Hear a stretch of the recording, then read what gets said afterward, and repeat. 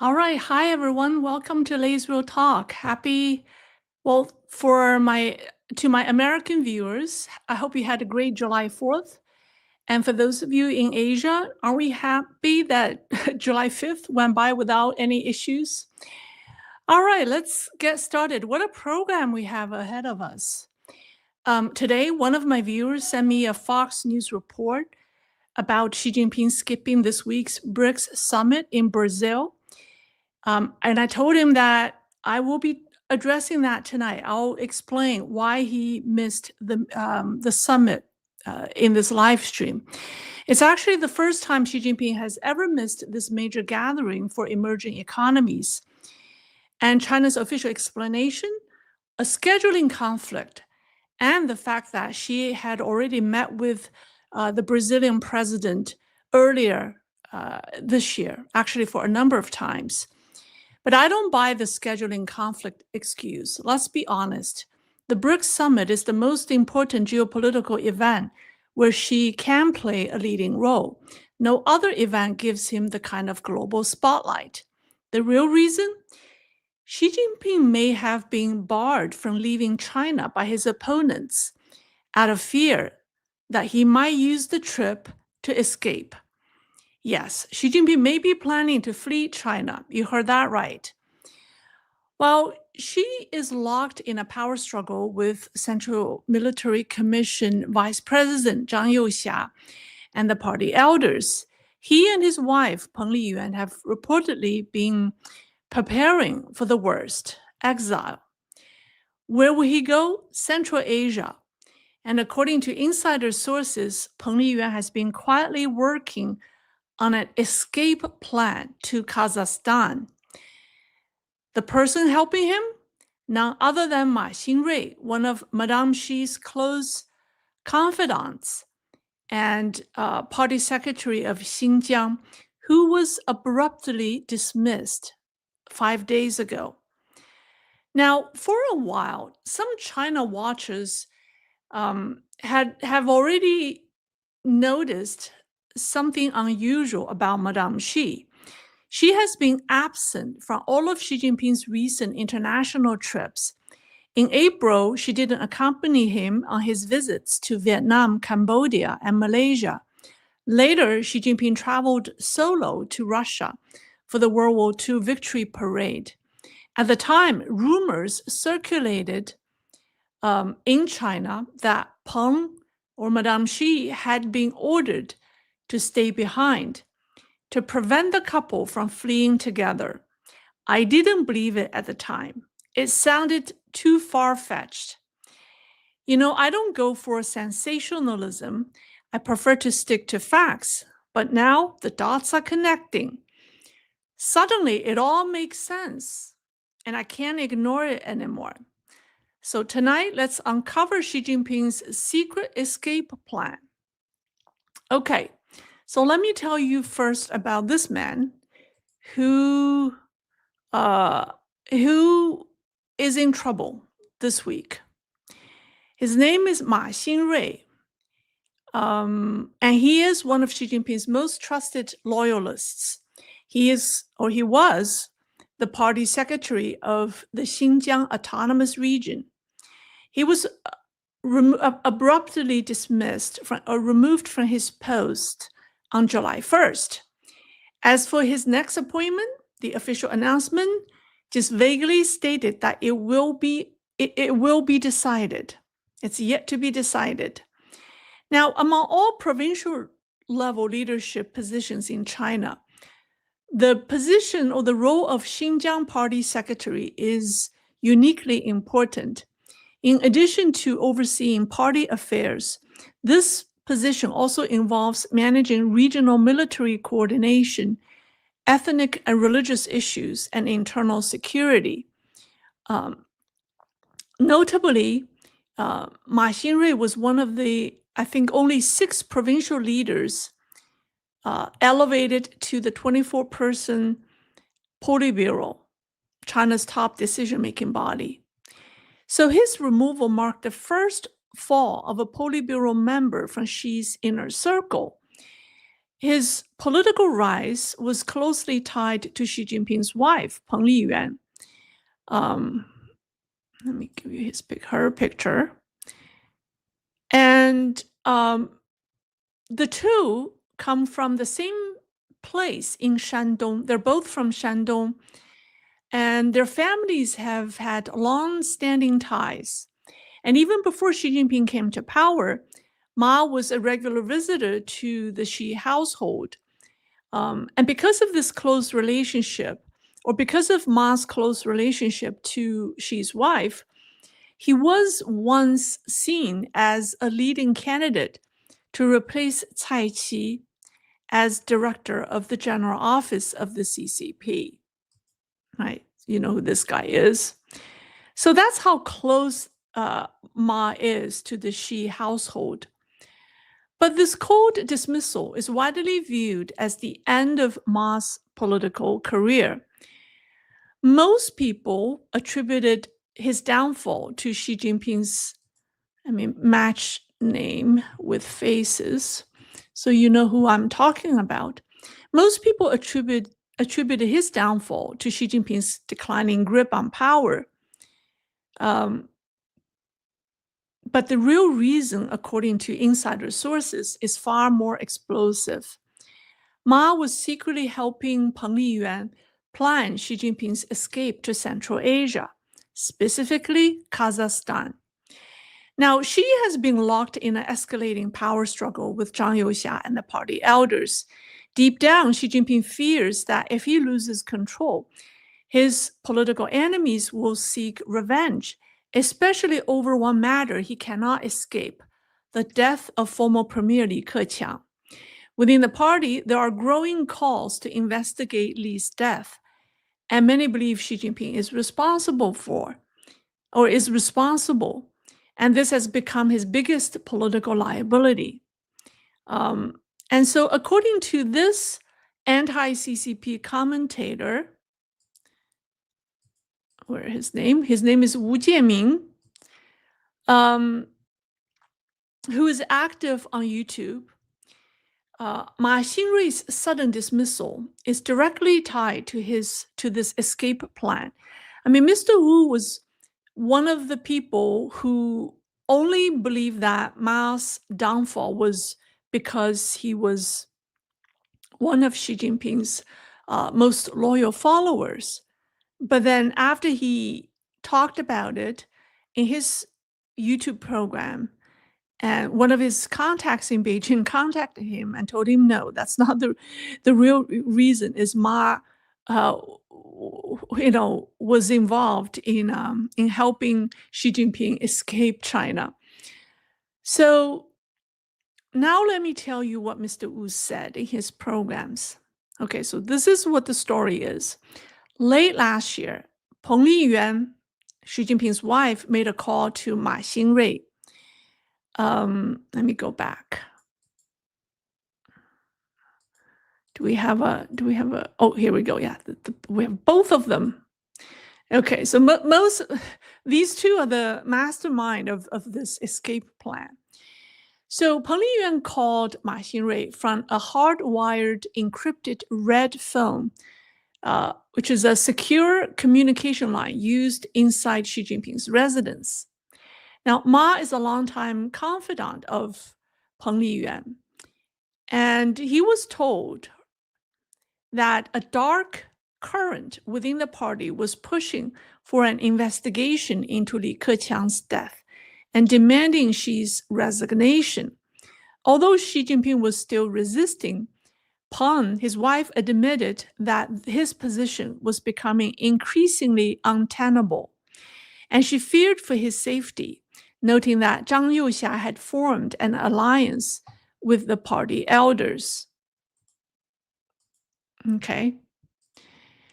And Peng told Ma, I'm calling you to see if you can come up with an escape plan for the big boss. And Ma immediately understood what she was saying. So he invited Peng to visit Xinjiang. But given that her movements are tightly monitored, She needed a good reason to make the trip. And that's when Ma suggested that she invoke her role as a member of the Central Military Commission's Cadre or Leadership Evaluation Committee and travel to Xinjiang under the pretext of inspecting upcoming, or evaluating, I should say, evaluating upcoming military promotions within the Xinjiang Production and Construction Corps, XPCC. Here we go. Yeah. Okay, this is XPCC. Now, let me briefly tell you what XPCC is. It is a state-run paramilitary and economic organization operating in the Xinjiang Autonomous Region. It adopts a military structure, but engages in agricultural and industrial activities. It's a powerful tool for Beijing to exert control, security, and development over Xinjiang, especially in sensitive ethnic and border areas. So you may ask, isn't Xi Jinping's wife a singer? Why is she involved in evaluating officers? Excellent question. Now, if you remember, around April or May last year, this picture emerged on the internet, and it created a stir. The picture was not a big deal, but the caption stirred up a storm. It reads, full-time member of the Central Military Commission's Leadership Evaluation Committee, Peng Liyuan, visits the school, or visit our school, to conduct research on senior talent development. So this was a picture taken from a plaque that was put up inside a military school, obviously. So it's real. It cannot be, it's not fabricated. Now, Peng is a renowned military singer and holds the rank of a major general. So this was the first time the public learned that China's first lady also has the responsibility of vetting military officers. So it was quite controversial at the time. Now back to Xinjiang. So Peng Liyuan used that pretext, she invoked this role that she plays, and arrived in Xinjiang. Ma Xingrui made extraordinary efforts to ensure their conversation would be completely private and untraceable.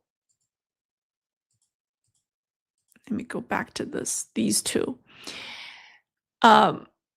He feared that his official car was bugged, so he instructed the motorcade to make an unscheduled stop at the residence of a billionaire friend.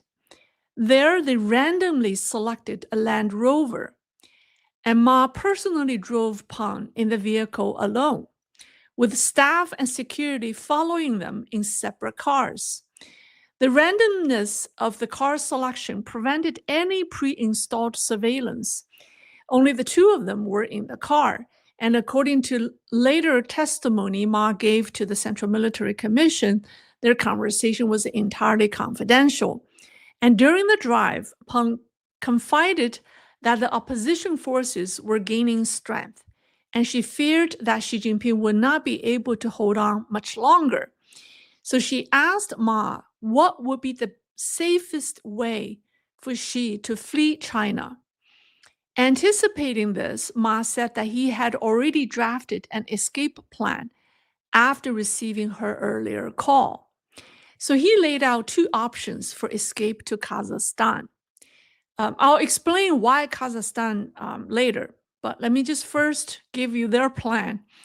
So there were two options. First is overland. So he suggests that they cross the border through a checkpoint called Korgus checkpoint. I hope I'm pronouncing this right. Where is it? Yeah, this is the Korgus checkpoint.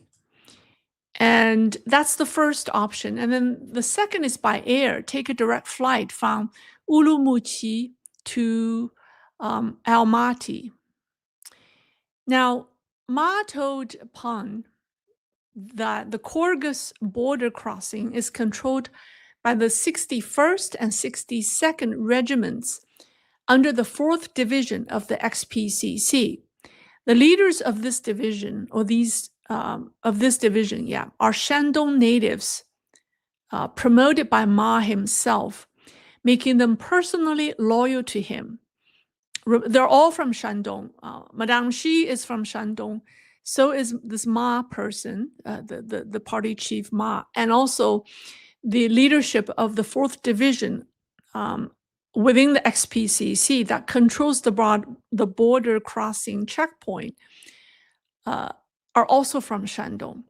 So Ma assured Peng Liyuan, whenever you plan to do this, just let me know. After you arrive in Xinjiang, I will escort you across the border, and no one will stop us. And then he said, the XPCC military leadership is loyal and will follow my orders. And then he and Madame Xi went to the border checkpoints a few times to take a look. And after Madame Xi returned to Beijing, she returned to Xinjiang again for another visit. And this time she used another excuse. She used visiting local film and art studios as an excuse because she's a singer, so she's in the performing arts industry. Now, it is known that many of China's film and art studios are registered in the Kyrgyz area, probably due to local tax benefits. It's said that Madame Xi may be contemplating using a film production crew as cover-up to move her entourage. But she returned to Xinjiang for a second time to visit Ma. Okay, follow me so far? All right, now here's the problem. Madame Xi's repeated visits to Xinjiang eventually caught the attention of her personal security team. You know, in the CCP system, bodyguards of top leaders also serve as informants for internal security. Even as China's first lady, Peng Liyuan could not escape this embedded surveillance mechanism. Her guards began to grow suspicious of her repeated trips and private meetings with Ma Xingrui, and suspected that she was planning an escape plan, or she was planning an escape. The bodyguards reported the matter to, guess who? Cai Qi. I just want to tie the names. Where's Cai Qi? Oh, here we go. Who is the director of the CCP General Office, right? Who also heads up the Central Security Bureau. He's the one who manages security services for all the top leaders, including Madame Xi and Xi Jinping himself. Now, Cai Qi was reportedly stunned, but quickly found himself in a political dilemma.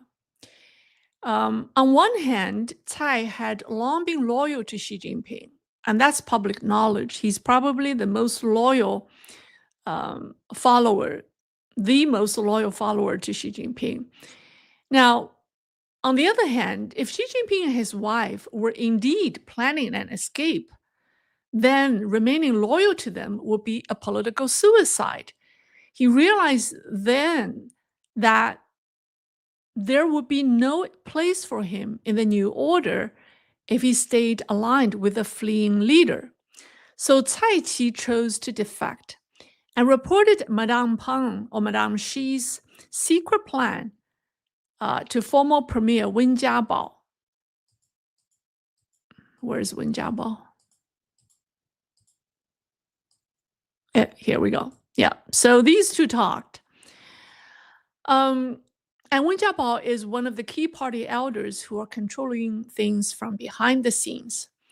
Now, at the same time, Cai Qi summoned the commander and the political commissar of the 4th Division of the Xinjiang Production and Construction Corps, XPCC, for immediate interrogation. And during the interrogation, the two XPCC officers confessed that Ma Xingrui, the party chief of Xinjiang, had personally escorted Peng Liyuan, Madame Xi, to visit the border crossing checkpoints multiple times. Ma instructed them that if a motorcade arrived from Beijing, especially one carrying a high-ranking figure, they were to let it pass without question. He told them explicitly, do not ask whose motorcade it is or who is in the vehicle. Even if you recognize them, say nothing. Just follow my orders and let them through.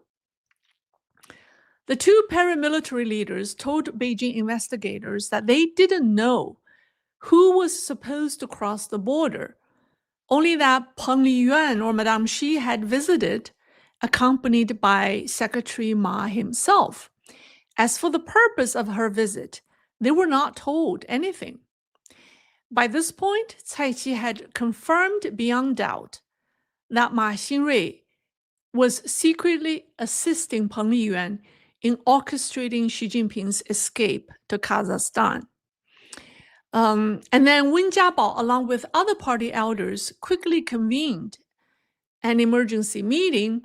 They decided to immediately remove Ma Xingrui from all his positions in Xinjiang and ordered him to return to Beijing. And they replaced Ma with someone they trust, and that man is Chen Xiaojiang, a former top propaganda official under Wang Qishan. So he is one of Wang Qishan's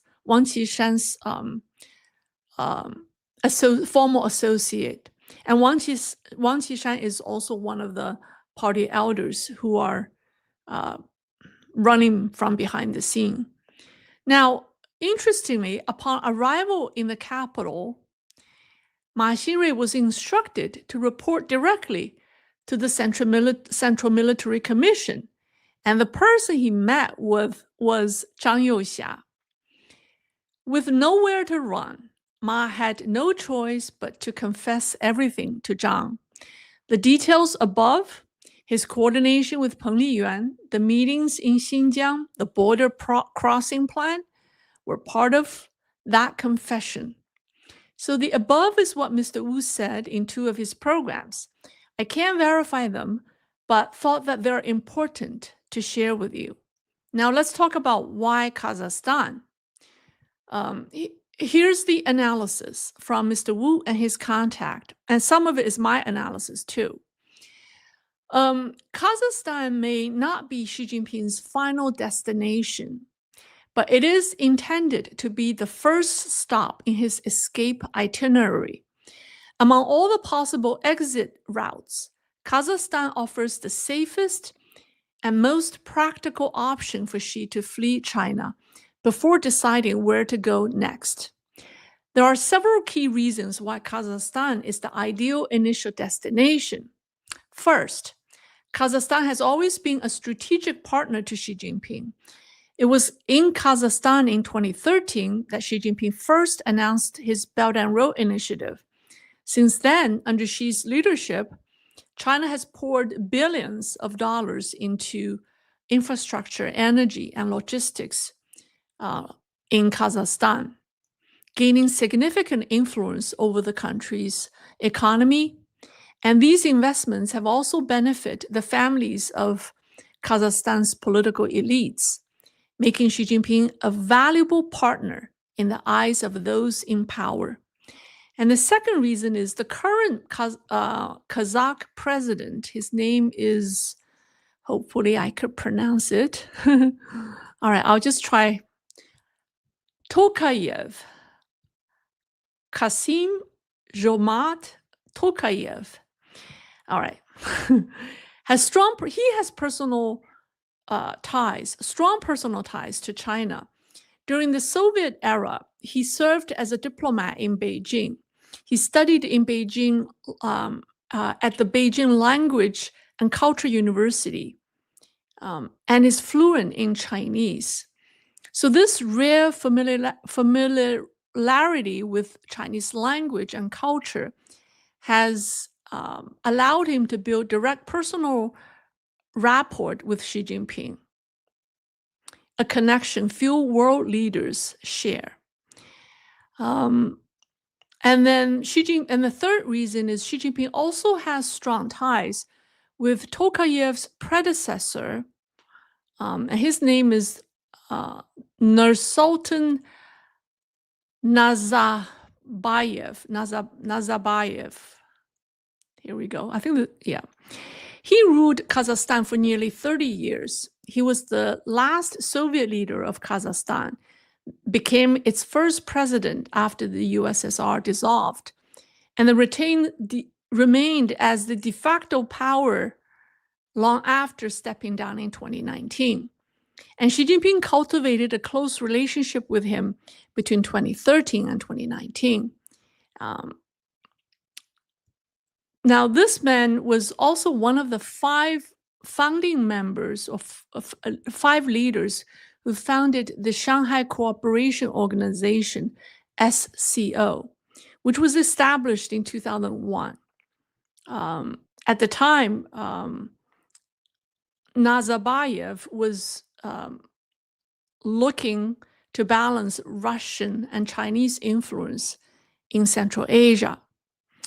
Now, the next reason is members of Xi Jinping's extended family also have deep investments in Kazakhstan. His brother, Xi Jinping, and Peng Liyuan's brother, so his brother and his brother-in-law, whose name is Peng Lei, reportedly hold businesses and assets in the country. Xi Jinping is even said to have purchased an estate near the capital, possibly in anticipation of his brother's future use. These personal ties make Kazakhstan a friendly and well-prepared haven for him. And the other reason is Xi can receive the highest level of protection in Kazakhstan, surrounded by leaders he trusts and a government influenced by years of strategic Chinese investment. Most importantly, this is the most important reason is that Kazakhstan shares a long 1,100-mile land border with China, specifically with the Xinjiang region, which remained under the tight control of Xi Jinping's loyal associate, Ma Xingrui. And this provided direct, discreet access for Xi to enter the country, either by air or through land. So you may wonder, well, why not Russia? Why doesn't he want to go to Russia? Well, Russia also shares a long border with China, but Xi Jinping is unlikely to choose Russia as his first destination. There are several reasons. Despite publicly calling Putin his best friend, Xi Jinping's relationship with Putin is more complex and pragmatic than personal. Russia, under its current circumstances, is too politically sensitive to be the place for Xi Jinping to hide. And if Xi Jinping were to flee to Moscow and the CCP party elders pressured Putin to hand him over, Putin could face a dilemma. If he refuses, he risks severing ties with future Chinese leadership. If he complies, he appears to have betrayed his closest ally. So Putin isn't interested in hosting Xi Jinping either. And his exile will be far more explosive and symbolic and problematic than, for example, Syrian President Bashar al-Assad, right? His refugee in Moscow was less problematic for Putin. So hosting Xi Jinping would instantly turn Putin into a major player in a Chinese internal power struggle, which is a position Putin would likely want to avoid. Instead, Putin probably prefers Xi Jinping to flee to a neutral Central Asian countries like Kazakhstan or even Belarus, where Russian security services can still provide discreet protection without damaging future relations with Beijing if the leadership changes.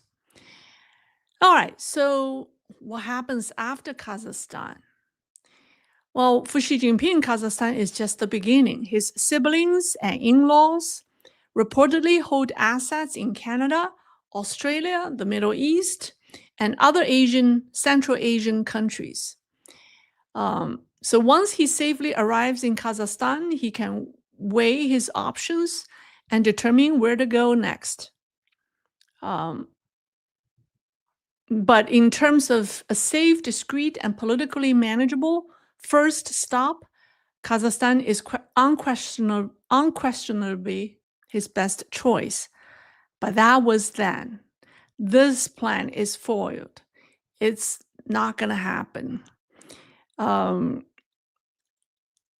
With Ma Xingrui's dismissal, it's not going to happen. Now, Mr. Wu's entire expose didn't mention Xi Jinping's role in the plan. So it is possible that his wife carried out the planning with the party chief in Xinjiang alone, without Xi Jinping's knowledge or involvement, although I doubt it. So that's what I have for you. I think this explains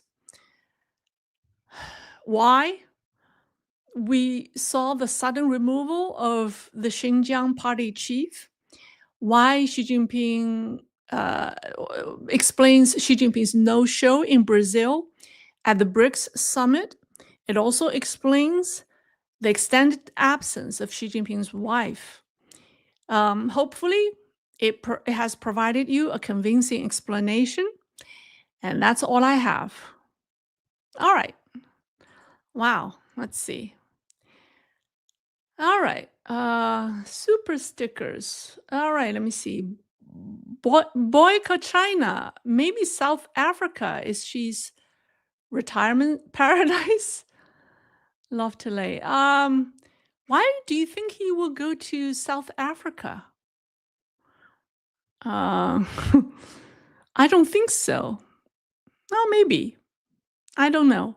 But thank you. Thank you for the super sticker. Let me get rid of this guy. Thank you. Let me see. Any others? Oh, wow. There are 7,000 people. All right. There are a lot of conversations. Let me see. Let me first acknowledge the people who give me super stickers, because I truly appreciate that. All right.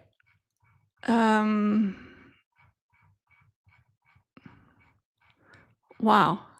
A lot of oh, here's one.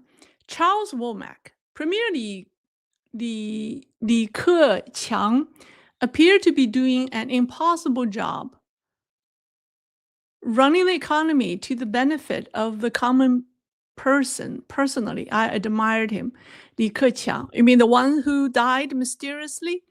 Yeah, he will be remembered forever for stating the fact that 600 million Chinese live with 1,000 yuan or $150 per month. That was he disclosed that immediately after Xi Jinping declared that China has eliminated poverty. So yeah, Li Keqiang is. I mean, people say he didn't accomplish much. I mean, he couldn't. I mean, he could not have accomplished anything under Xi Jinping. But he chose to speak the truth, but he paid a dear price, right? So people remember him. Could you imagine a politician will be remembered by his people because he spoke the truth once? That one line will set him apart, will be remembered by the people. And because of he told the truth, just that one line, he ended up paying the big price of his life. So yeah, but I agree with you. Thank you for the super stickers. Super sticker. Donald Wong, thank you. All right. Okay. All right, let me see. A lot of conversations. Here's one. Oh, okay, I already addressed that. Um, Drusilla Schultz, if she is no longer in power, what use would Kazakhstan elite have for him? Why protect him now? Wouldn't that put them in bad light with the new power of China? Well, actually, Kazakhstan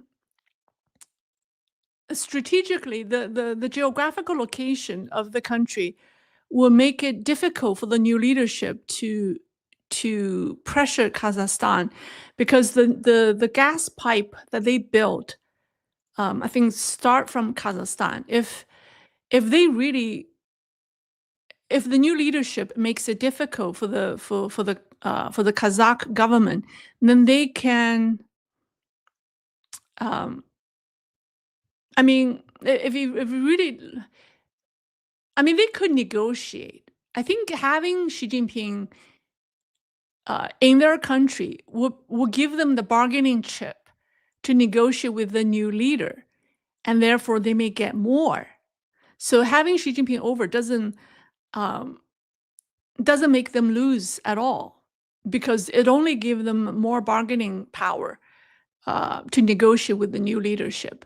So their position is different from Putin. Um, and nor does Xi Jinping want to go to Russia. I think I'm not sure if he actually wants to live in Russia. But maybe living in Kazakhstan isn't a bad idea because it's closer to China. All right. Boycott China, karma. It is indeed. Well, thank you, Jim. Why is China now openly supporting Russia? Yeah, this is very interesting. You're referring to the comment Foreign Minister Wang Yi made in Europe. He openly spilled CCP's secret plan, right, by saying that China does not want to see Russia lose in the war because if Russia loses, then the United States would have the chance of devoting all of its resources and energy to deal with the CCP. He said that, which shocked many people because that is the truth that they've been hiding, and now he's saying it. I really don't know why he said that. Maybe, I mean, I think he's in a very difficult position. He, it depends on who his boss is. I think China's um, international diplomatic policies are not going to be consistent because it's a mess right now. Who's driving the policy? Is it Xi Jinping or is it the other party elders? I think Wang Yi has a mission impossible. So it's, yeah. You can't even give it as there's no rhyme and reason why he said that, but so yeah, that's a good question. And I don't even know why, what he's trying to get out of that statement. Drusilla, maybe she's wife is going to escape without she. Possibly. That could be the plan. Maybe she is escaping without she. It's possible. Someone said, Mark Morgan said, she is going nowhere. Someone said, this must be a CIA channel. Am I really that good to be a CIA channel? Or that bad to be a CIA channel, depending on how you look at it. Okay, here's a question from Anna B. I don't know, Metnes? Like, is there any estimated date for Xi's replacement or elimination, or will they await until 21st National Congress? Didn't we hear that there will be some changes coming in the fall, possibly in October, maybe September? That's what we heard. That's what we heard.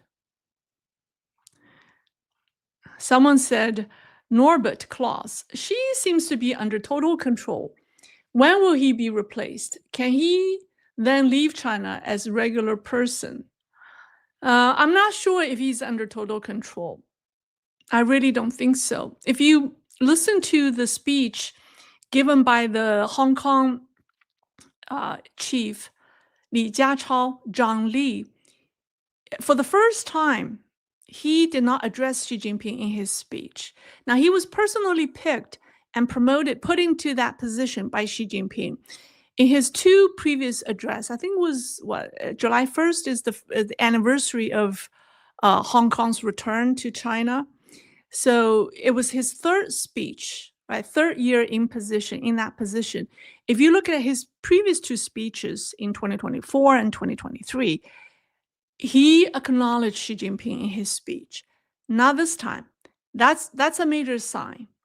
And Ma Xingrui's dismissal is another sign. I mean, even if, let's say, he didn't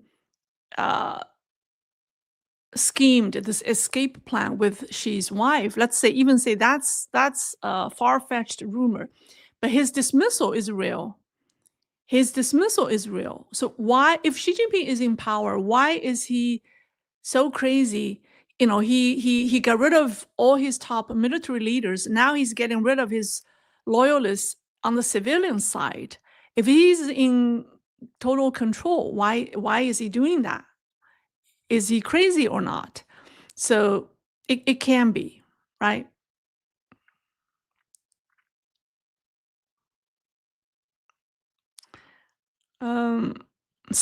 Chris, here's a question from Anon Almas. What is Xi Jinping's character really like? All we see in the USA is his chubby, smiling face. Winnie the Pooh. Actually, I was gonna do a program today about an insider's good analysis of Xi Jinping. It was very insightful, and it's different from all the other analysis we've seen. And this one was done by a princeling, a red princeling from inside China. I think it's one of the most revealing analysis of Xi Jinping's psychology or mindset. Maybe I'll do that next week. Stay tuned. If you haven't subscribed, please do that. All right. Someone says she will teach political science at Harvard. All right. I think that's interesting. All right, let's see. Manny Kyla, why there are rumors Hu Jintao dead or alive? Yes, this is I didn't address that. The Chinese internet is all over Hu Jintao's death. I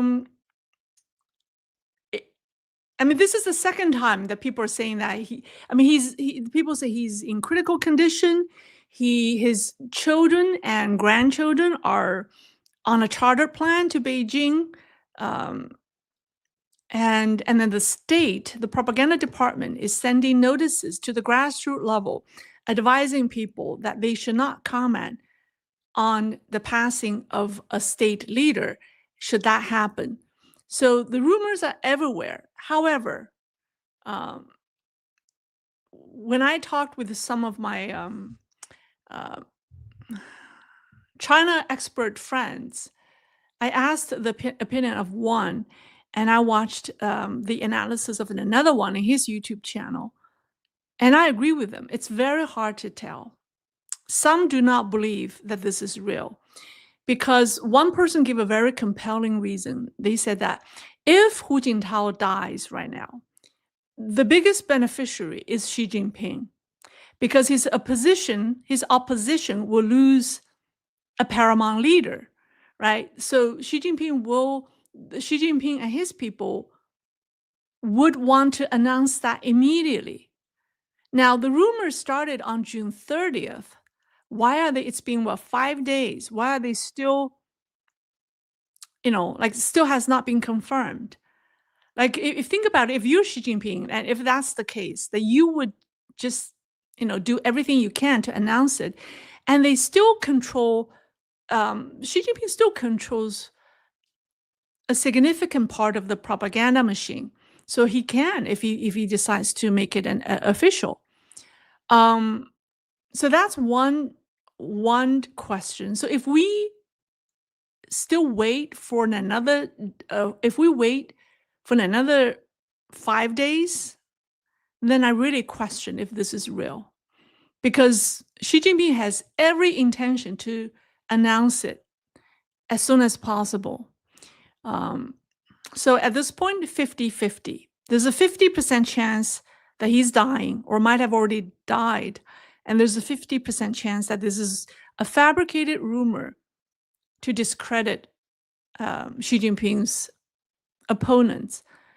And like I said, Hu Jintao is Hu Jintao might even use that as a as a protective shield. I don't know, because this is not the first time we've heard this. We've heard this once before, and it was a false alarm. So I think it's 50-50. But it's very interesting with the intensity of this rumor is spreading. It's crazy. Okay. It's almost like some people, there's a force behind this rumor that people want you to believe that Hu Jintao has died. Okay. All right. But give it another 5 days. We'll see what happens. Dawn Porter. Well, thank you, Dawn. Okay. All right. Have I reached the bottom? Relaxing music. What's issue of China with Dalai Lama's succession legacy in Tibet, and Chinese weapons didn't perform well in India, in the India recent war with neighbors? What's your view? Chinese weapons didn't perform well in India or in Iran, right? The Iran defense system was Chinese, was Chinese made. It didn't even exist. So even Putin made fun of the Iranians and saying that, well, you bought, because at the time the Iranians decided to buy the Chinese, system instead of the Russian system. So I really doubt that the Chinese has built. They may, because the country lacks.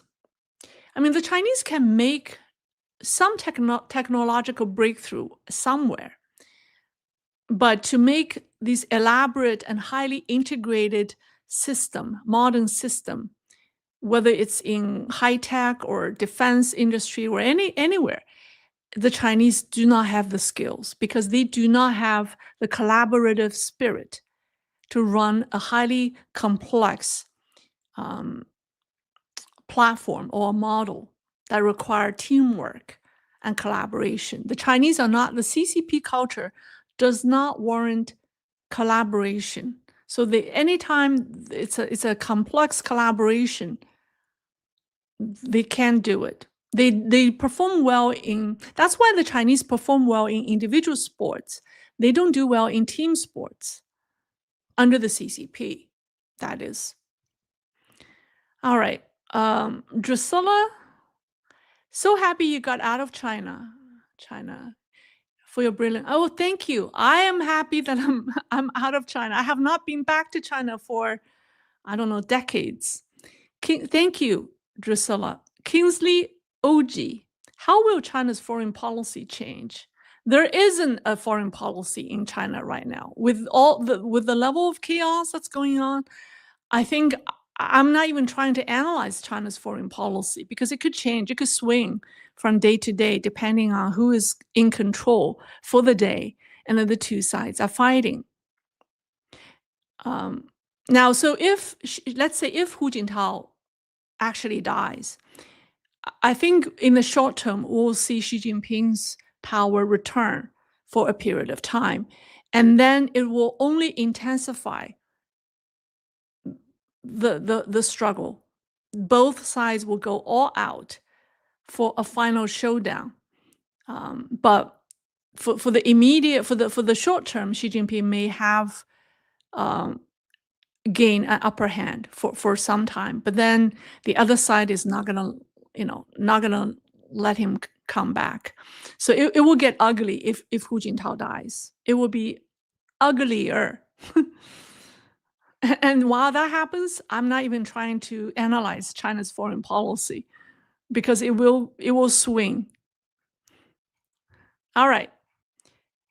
I think I've reached the bottom.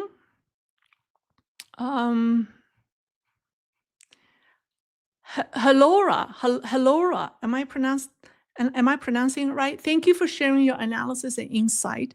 Thank you for the support. I'd appreciate that. Let's see. All right. Okay. I think I'll end it here.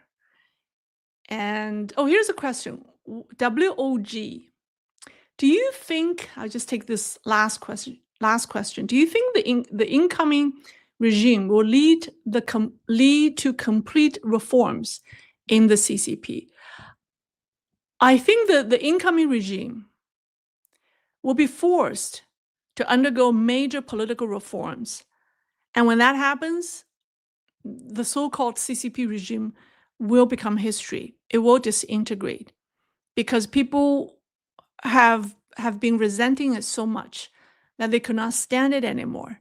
So any political reform will lead to a complete disintegration of the regime.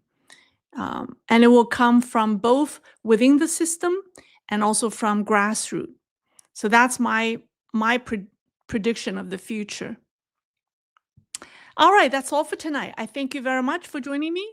Enjoy the rest of your weekend, and I'll see you next week. Bye.